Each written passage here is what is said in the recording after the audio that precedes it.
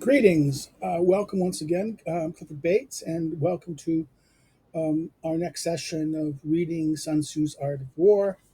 Um, we're doing the penultimate chapter, chapter 12, The Attack on Fire. We're using John Milford's translation, available by Penguin in different versions. Very usually affordable. There's even ones with commentaries, but just get the simple one. I explain why I prefer Milford, and that is it preserves the aphoristic style of the original Chinese. Um, we in the previous chapter on the nine types of ground, we he gave us a which actually fell right on top of the chapter 10, which was on the terrain, right? The question of terrain. So therefore, nine kinds of ground terrain. Now, he's this chapter he's turning to attack a a kind of warfare. Okay, the type of fighting by fire, attack by fire, using fire offensively. This seems to be the thing here. I must admit, today has been a really odd day. We've had many interruptions, and therefore this is like the sixth time we tried recording. So let's cross fingers and hope it gets done this time, and not have a glitch or something. Um, we start out with the perception of what Master Sun. He always begins the thing with a statement Master Sun said. So therefore, this is more reported. The book seems to have a kind of sense of being it's something that's being reported by that Sun is reported. And like I mentioned in the discussion video about Sun Tzu, which I finally did, right? Um, uh, they There's whole arguments about who is this? Is this really a real person? Is this what? Well, therefore we get the sense of real person. This person thinking is being presented. Now this is what he's now. This is not, now we get to the body of the text, which starts.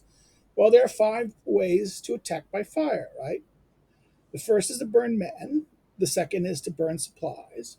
The third is to burn equipment. The fourth is to burn warehouses. And the fifth is to burn lines of communication. So what does he mean? That these are the things you aim at. You aim at men, people. You're fighting. You're fighting in war. Supplies, equipment, warehouses, storage facilities, and things like that, and then lines of communication, the mechanisms of communication. These are the things that he's saying you should attack. This is when fire. This is the targets that fire should be. If you're going to use fire as a weapon, these are the kind of things that fire should be aimed at. Okay. And now he says. Now he begins with this with saying, the attack and fire requires means. The material must be ready. So therefore, this you need. In other words, this kind of specific type of warfare attack requires specific means, and before if you're going to do it, your equipment must be ready. The material for it must be ready. So therefore, you must have prepared the needed material to allow you to engage in kind of a fire warfare. Okay, and now this is now this is if it was going to be very topic, what the mechanisms of fire today are different from the fire weapons of then. We create Molotov cocktails, yes. We don't. I mean, they had similar things with oils and things, but you can create. We also have mechanisms like thermobaric weapons and things like this. We have mechanisms that allow us to use fire, flamethrowers and napalm, and thermobaric weapon systems. There's many ways that we can use. We today use fire as a form of warfare. Okay, and how we use it. Now, therefore, that it requires material, and that should be ready. Now he says, but he's now saying something else. Now there's a season for making fire, and there are days for lighting a flame. Now this is the thing. He's saying that certain times of the year, and he goes, the next stanza continues this. The proper season is when the weather is hot and dry, he's saying. In other words, when the weather is cold and wet, this is less effective. It's going to be more effective when the weather is hot and dry. Um, uh, now he goes as a season. So the first things is the season. Next, the proper days. He says, well, on a calendar, and he says when the moon is in Sagittarius, Pegasus, Crater, Corvus, these are the four constellations of the rising winds. Now, Sagittarius, Pegasus, Crater, and Corvus are the constellations in the sky, and the moon goes around the Earth once a month. So, where the moon is in relationship to these constellations, okay, this is the thing. In China, that's going to be different. In other words, we should be very what is true in that situation may not be true elsewhere. Therefore, you should look at the. In other words, you should look. You need to look at the relative situation of what time, what was the seasons at that, and then what times of the season there, and then look at it from the and then try to you have to do kind of a geography based upon because the difference the different constellations are going to be appear differently, and the position of the moon relative to this is not. Yes, the world rotates around that. Um, so in one way, the moon is going to be connected to a thing, but we have to be careful, make sure that from the point of where our location is, we're looking at the right reference point where the moon is to the relationship to this. So that relative to China, different people, different parts of Earth may have different reference signs. But again, this it should be relatively constant. It's not really important. But what he's saying here that there's certain times of the month which the winds are going to happen because of seasoning. Now he's saying it's position, and there's a kind of argument in that sense that yes, the moon does affect the tides, and I think one could make the argument not necessarily in terms of let's say well the moon affects the cosmology of our bodies and things like this. Well, yes and no, it does also do that. Like what? Think of the cycles of female reproductive situation. The cycles of in their period, right? The moon and the period, these things have their connections, cycles. Different people have different relationships to the cycle, and this is why there is a kind of um, interesting aspect of what he says here that there was the physical world is interconnected at a certain level because of the tides of the forces of the winds. The tides and the winds are going to be connected to a certain degree. The atmosphere is going to have a certain aspect. So he's going to say that there's going to be certain times of the month that are better than other times. So timing matters, he's saying here. This proper season where it's hot and dry, and the time of the month where the winds are going to be favorable. Now he says, when attacking with fire, adapt to these five changes of fire. Now, this is in an earlier version of this. I looked at this and say, okay, the five ways of fire here. These are the five changes of fire. And at first, I thought maybe they were back to there, and I said, no. I've been reading this, and this is one of those things with Sun Tzu. Every time you read Sun Tzu, you kind of confront a mystery in that sense because he's so vague and he's so general. You think he's talking about something, but he's not. So we have to be careful. Now he's going to be talking about these five challenges. Now we have to know that the semicolon does not exist in Chinese. All of the grammatic points here are not necessarily things that exist in the same way in the Chinese in that sense. So therefore, we have to be careful here. Um, um, I want to be corrected by someone. Oh, yes, it does. Okay, but what I was taught by some people, when I had to read this a long, long time ago, uh, in a different context, um, um, we you uh, uh, uh, we should look at this. So therefore, it's not all clear. It could mean that, or it could mean something else. Mumford suggests it's four next things. But what is the five thing? We're going to come up here. Well, he says he gets the five changes of fire. So if fire breaks out, right? Let's do this. Fire breaks out. We get within the enemy camp respond at once from without. So therefore, if there's fire outside, if the fire is within the enemy camp, if there's a fire inside the enemy camp, and it's within the camp, you should respond immediately from outside of it, from the outside. Okay, but now he's going to give you context here. But if fire rings out, but the enemy remains calm, so therefore the implied thing is that there's all chaos breaking out. The earlier example, he doesn't say it, but now he kind of does, because he said if the fire breaks out, but the enemy remains calm, wait, don't attack. Let the fire reach its height. Like you see it, we spread, and is the fire really a fire out of control, or is it campfire or something, or a deception, a ploy to get you to attack? And it says, "Do not attack. Let the fire reach its height. Then follow up if possible.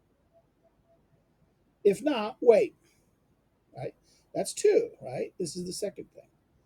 Three. If fire attack is possible from without, do not wait for a fire to. Don't wait for the fire to be started within. Light when the time is right. So therefore, in other words, don't wait for the fire to get there. If you're going to go attack it, if the attack is possible, attack with fire is possible. Don't wait for the fire to begin your attack when the fire is started within the camp or within the enemy location. Attack and then wait to light the fire when the time is the most effective, most right to do so. Now, the three ifs,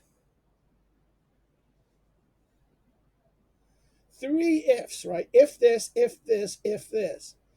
But then two general statements here. When starting a fire, be upwind, never attack downwind. Okay. So maybe the if is also a when. Okay. The when attack. The if when starting a fire, fire attack is possible. In other words, starting a fire, be upwind, never attack down from downhill. When a wind rises during the day, that lasts long. Night wind will soon end. So notice that if there's a wind, remember the goal of here is that you want a wind to accelerate the fire. You want the fire to spread. You want the fire to go around. So you have to make a thing. The fire should not be coming against you. You should not never downwind. Downwind means fire never attack downwind. So that you want the fire to go like this. You don't want the fire to go back at you. All right. So therefore, you should be upwind, and so that the wind is here. It should be above the wind, not downwind. The wind coming down at you, right? A fire that raises during a wind that raises during the day, winds that raise up high during the day. At night, the winds will soon fail, right? So he's saying that you should know these two things. These are the two things. So therefore, the five are three ifs thens about certain rules about when to attack, and two general rules about firing, about the nature of fire, how to direct it, and about the wind, about the effectiveness of the wind, knowing that the wind's going to kind of be a night wind will kind of be shorter than a day wind. Okay, the day wind lasts long and the night wind lasts short. In war, know these five changes of fire and be vigilant. So therefore, these five things, the three and the two, are five. And be diligent, right? And be vigilant. Be aware. Be careful with this. Now he goes here. What about this? Um, let me go here. Dun, dun.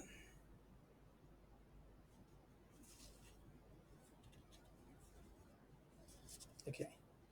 He goes, in war, he said be vigilant. Now he gets a point. Fire, assist and attack mightily. Right? Fire, assist and attack mightily. Water, assist and attack powerfully. Water can isolate, but it cannot take away. Attack and fire, but then he says water. He says what? In war, the fire change by be vigilant, right? Then he goes, fire assists and attack mightily. Water assists and attack powerfully. Water can isolate, but it cannot take away, means kill. Well, it can, to win victory, to complete an objective, but not to follow through is a dangerous waste.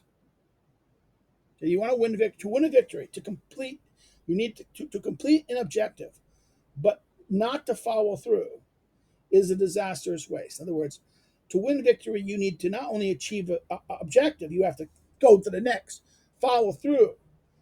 Because once you've achieved an objective and you don't take advantage of it to achieve the next goal, to achieve victory, or achieve follow through for the next object of your goal, that this is a waste.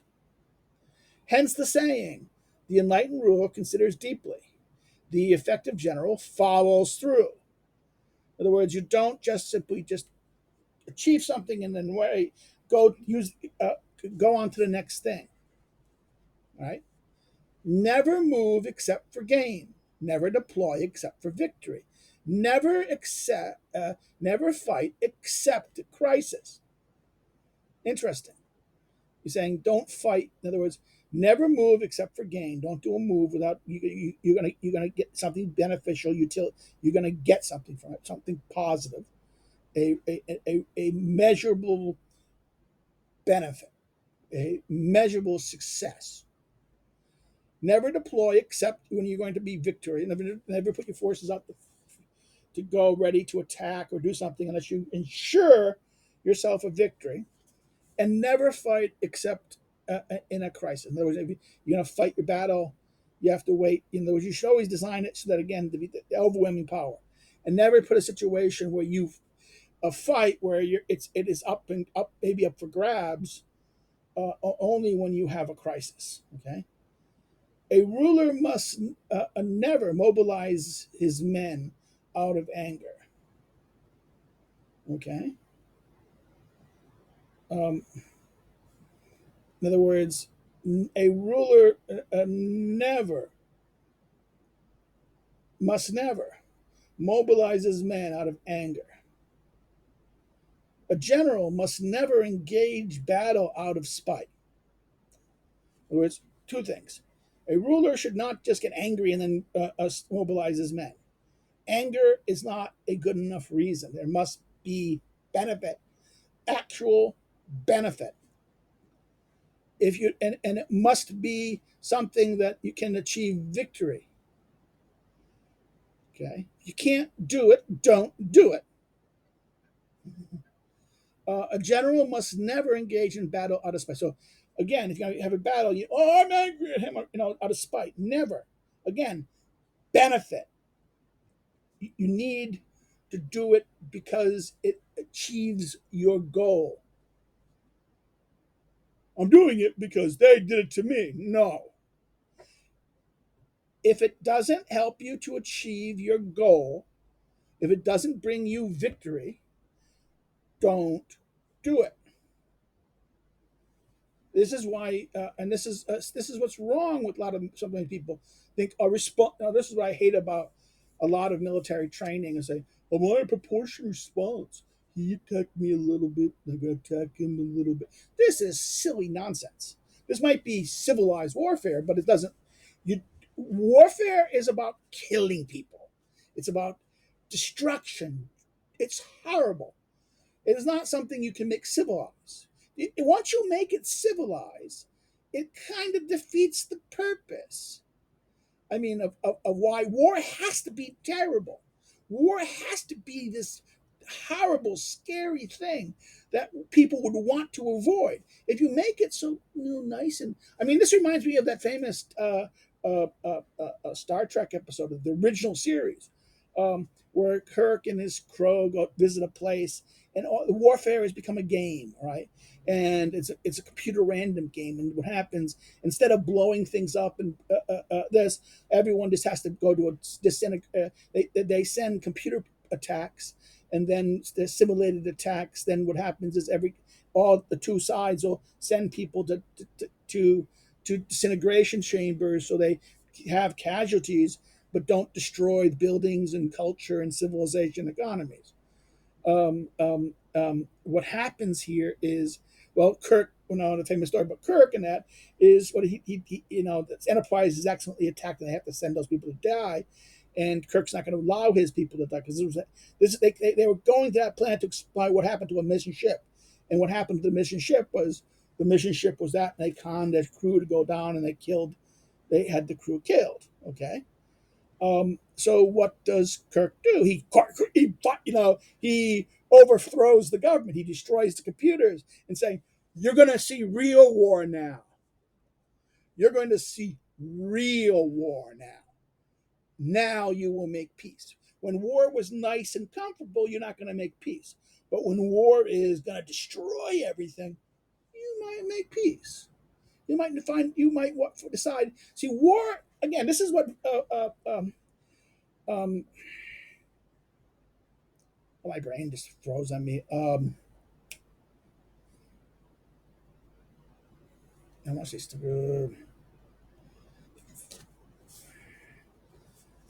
okay. Famous war. I know. um,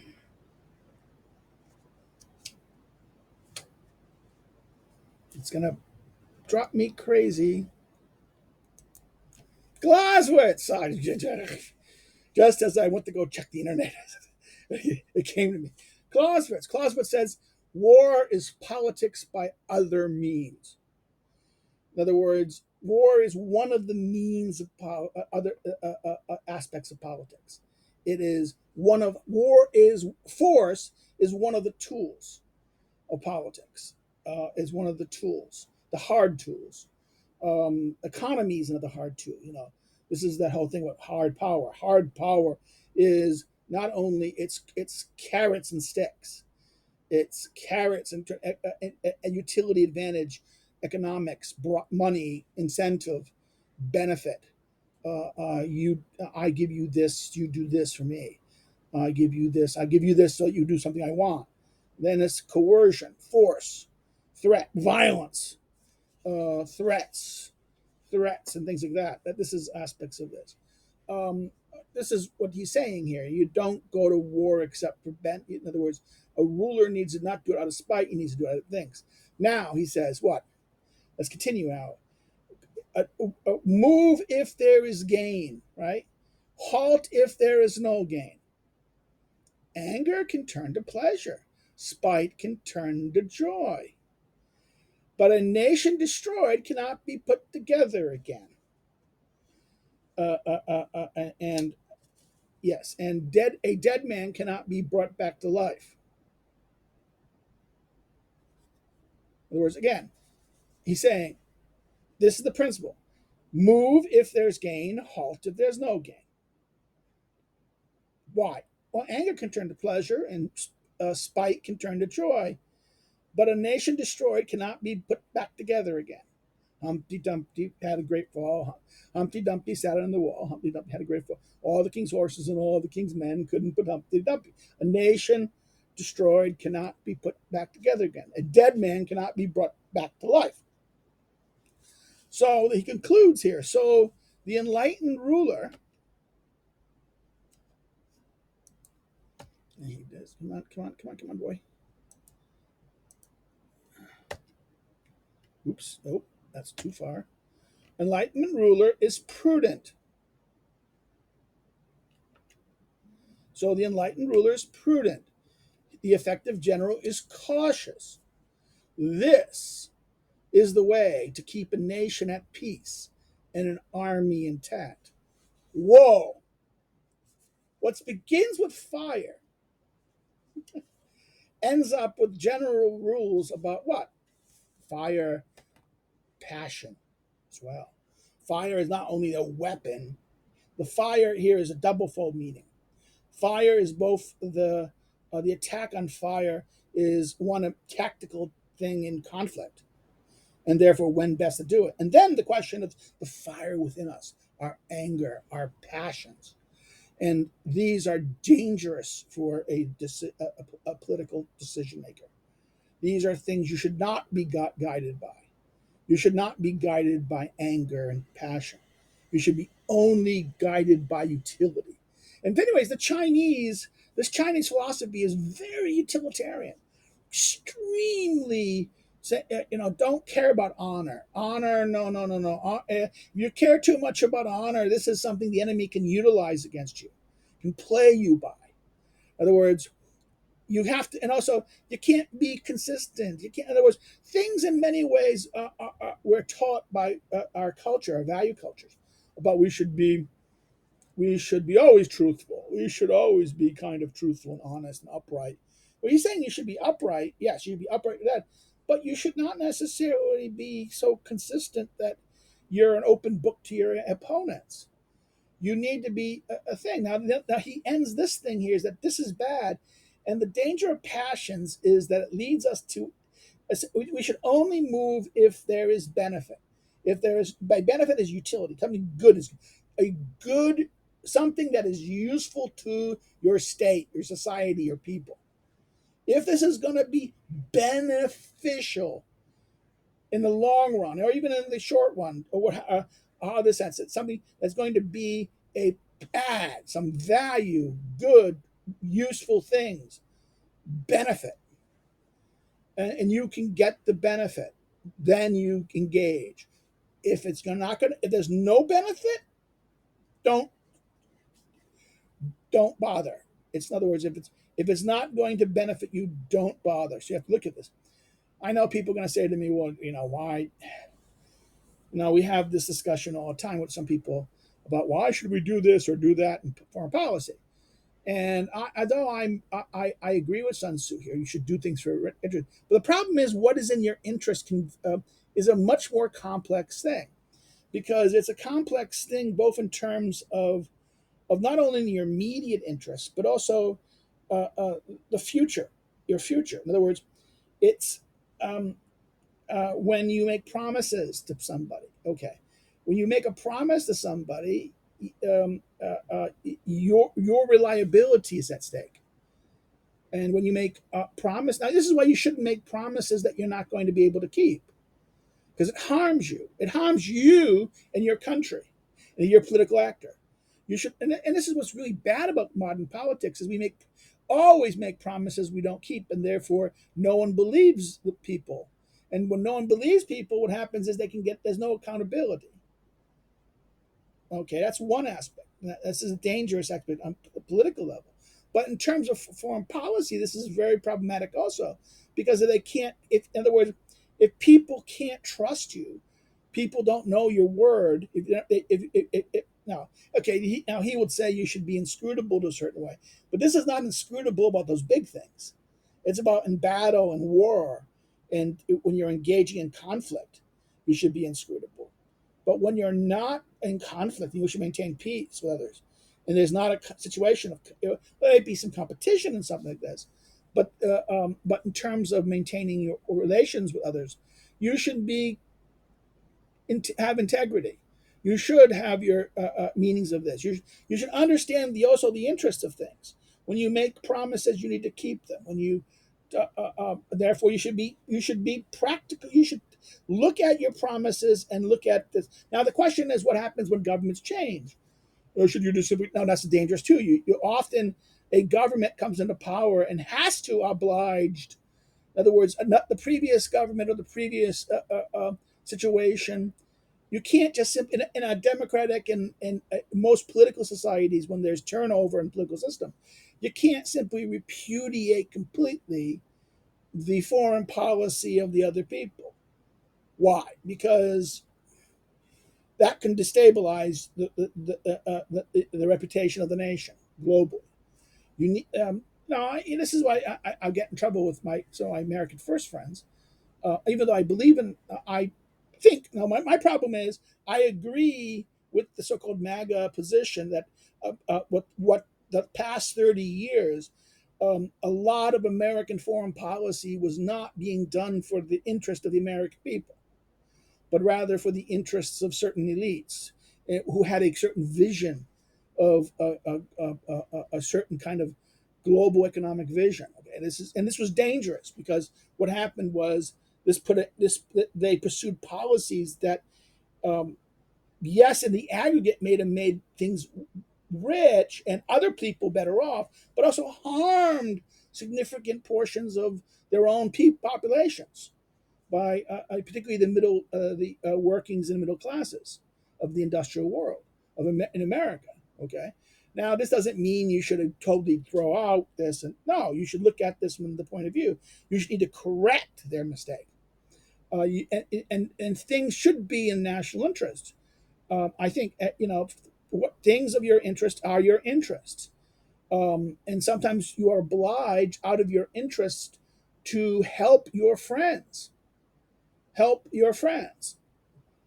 Sometimes when even when it kind if maintaining those friendships is important to you, if you don't think they're important to you, then you're going to have to be honest with your friends, saying we're not going to really help you.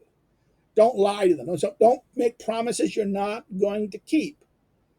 Okay, and this is the other problem with a lot of this is we and that's why it's therefore this whole point about this. You enter into a decision of things. You have to be careful about war. War is not supposed to be nice. It's supposed to be horrible.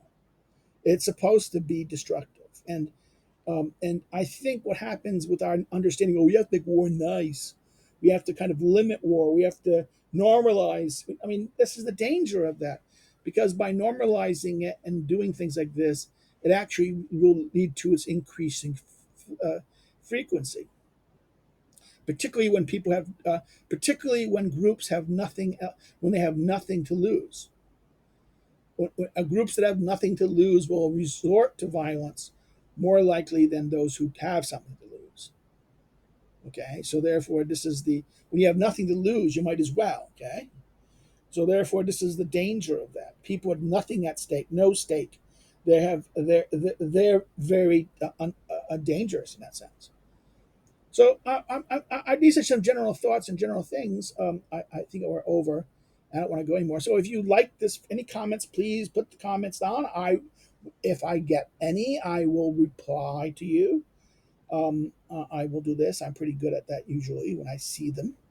Um, if you like it, share please share with a friend or someone you think would be interesting. If you haven't subscribed already and want to subscribe, want to get more content like this, or get next to hear one, please do this. You can follow me on social media. I don't always update my social media because my Facebook is, I get in trouble sometimes if I say something. So again, you can follow me on Facebook below, and have a good day.